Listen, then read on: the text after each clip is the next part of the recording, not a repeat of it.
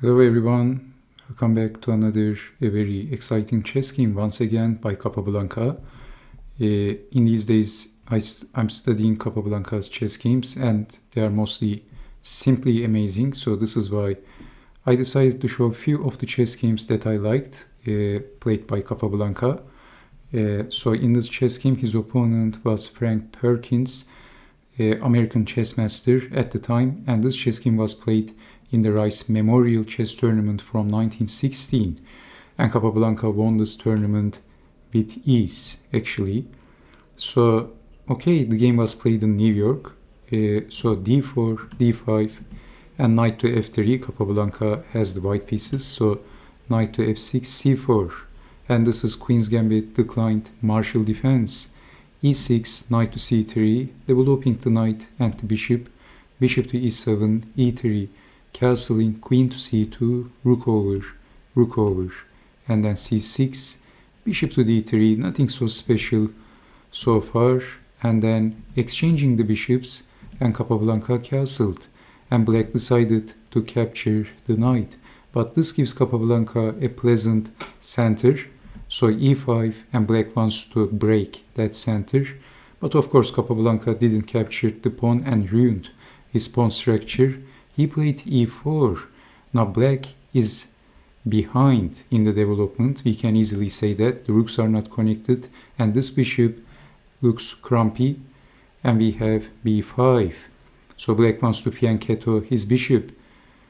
So far in the openings actually Capablanca is doing better because black is a little bit more crumpy. But in this position, you might ask what happens if e takes on d4 and winning a pawn. Is this possible? Of course not, because now black has a back rank issue. And if queen takes queen, then rook takes rook. So blocking with the knight, and then rook takes queen, and easily winning for white. White is a rook up, basically. So you can see that not developing this bishop is causing some problems for black. So e4 by Capablanca, and we have b5, bishop to d3, and finally developing the bishop, which is not firing at anything. Capablanca played c4. E takes on d4, knight takes, knight to c5, targeting the pawn, and then c takes, knight takes bishop, queen takes, and c takes on b5. So black is attacking the pawn, but simply defending f3. And then pinning the knight, rook over, supporting the knight, and then queen to f6, but dropping the pawn. Now black actually has a bad bishop against potentially a good knight. If black defends the pawn with a6, then white has this very strong move, knight to f5. And if rook takes queen, then knight takes queen with check, rook takes knight, rook takes rook, and easily winning for white. So this is why, if black plays something like queen back, then white can also play a pleasant move such as queen to e3, and white has a pretty strong knight against this bad bishop. So positionally speaking, Capablanca is better actually, even though black has the bishop. So queen takes on b5 and defending the bishop for activating his bishop probably. Because of that, black is sacrificing a pawn, but this is very dangerous. And this is a poor plan against Capablanca. Capablanca is simply a pawn up. So queen to b6. Of course, rook takes knight is not possible. This is out of questions because of queen takes rook, checkmate. So with this move, Capablanca is also eyeing the rook, as you can see. So queen to b6 and unpinning the knight, and then g6, h3. How bad can it be, as they say, against h3? So it is said that h3 is usually a useful move.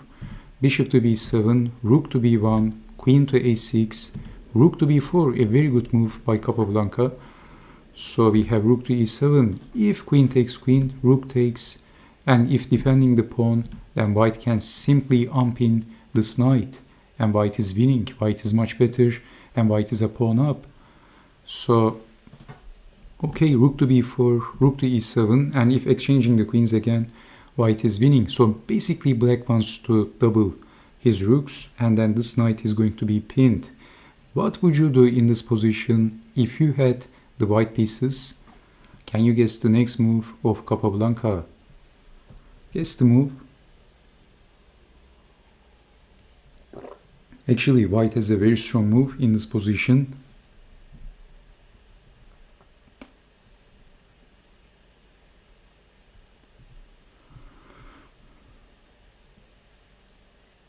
Did you see that?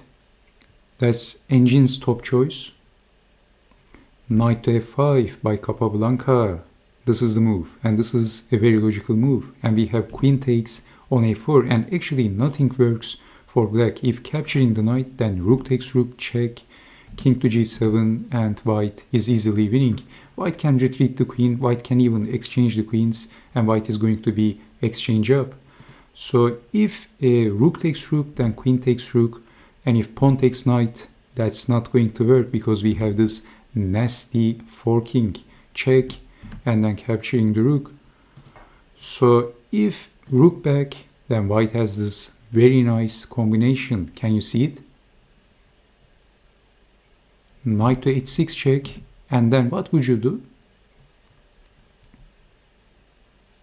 Knight takes on f7, and queen to b3 is going to fork the king and the bishop. So you can see that this move was a very useful move.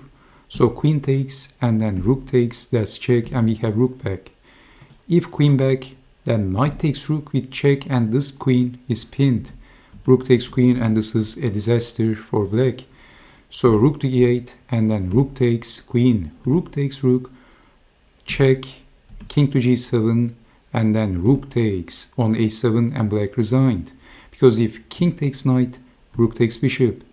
And if defending the bishop, knight takes, and white is going to be 3 pawns up. And if rook to d7, then knight to g4, and this is a winning endgame for white. White is 2 pawns up. So thank you so much for watching. I hope you have enjoyed watching this chess game, and I hope to see you next time. Take care and bye bye.